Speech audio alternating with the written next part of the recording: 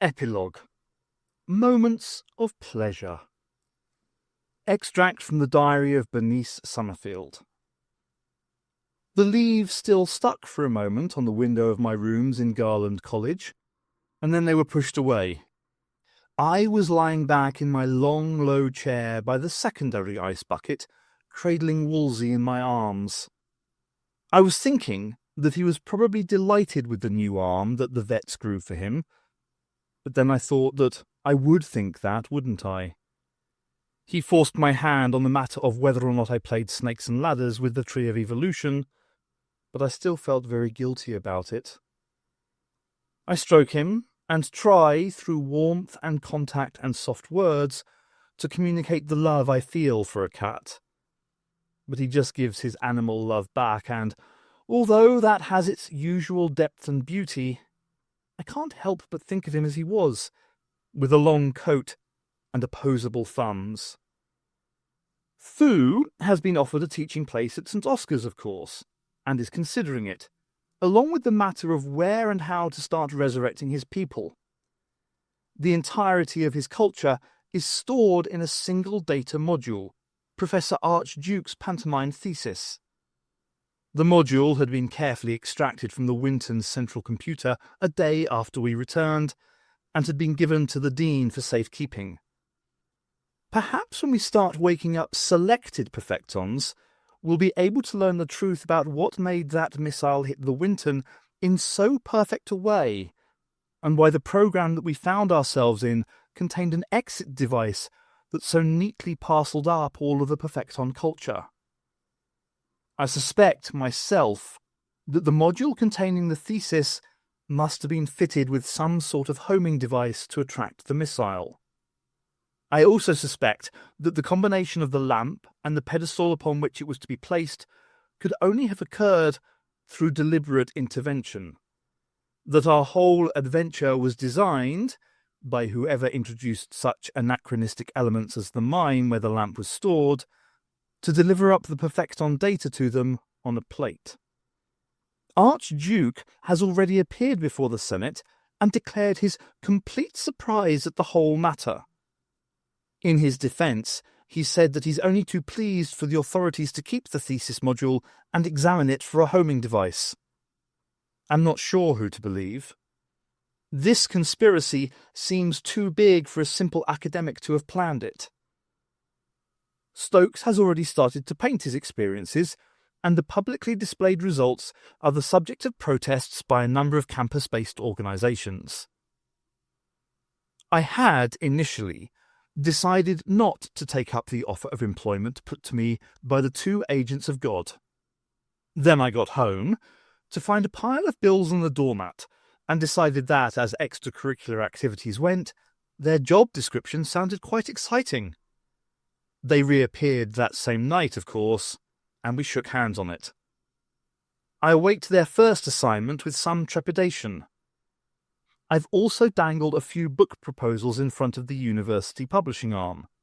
These include an account of our adventures in Pantoland, as either a hard-hitting action novel, a solid piece of factual reporting, or a collection of limericks.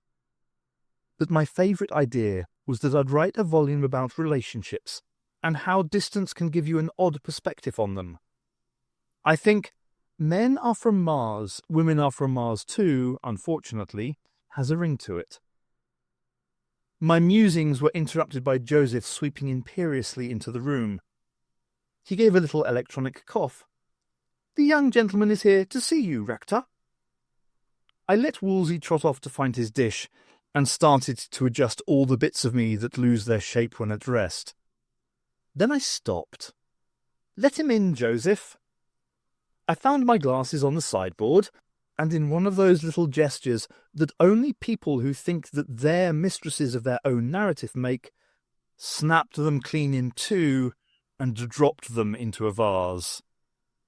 Doran looked worried. He was dressed in the most profoundly adult way, in a casual suit which looked so ridiculous on him that I couldn't help but smile.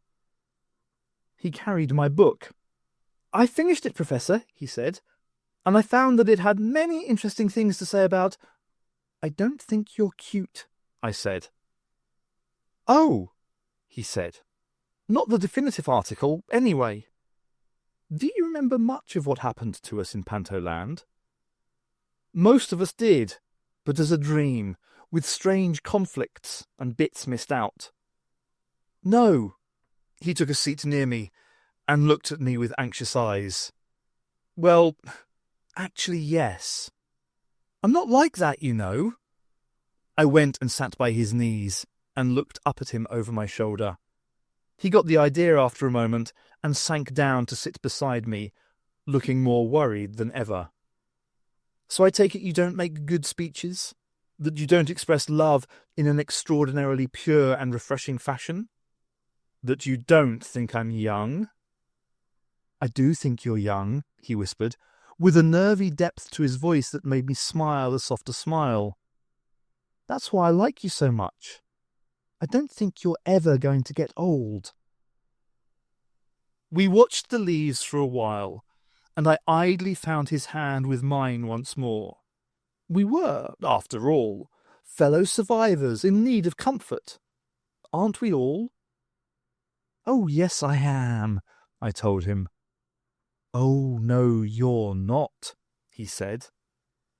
That went on for quite a while, and at some point during that conversation, I found that I'd started to believe my student's theory. I opened the book he'd given back to me and pointed out a passage that I wanted to hear him read.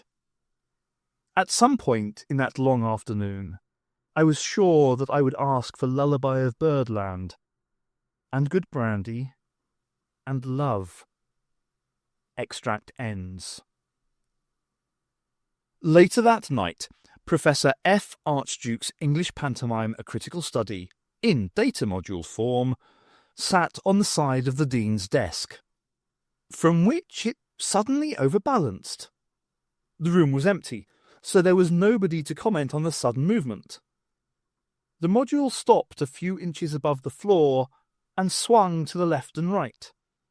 On its side appeared a graphic window, and in that window appeared the image of the program that had suddenly come to life to activate these hidden gravitic motors and move the module.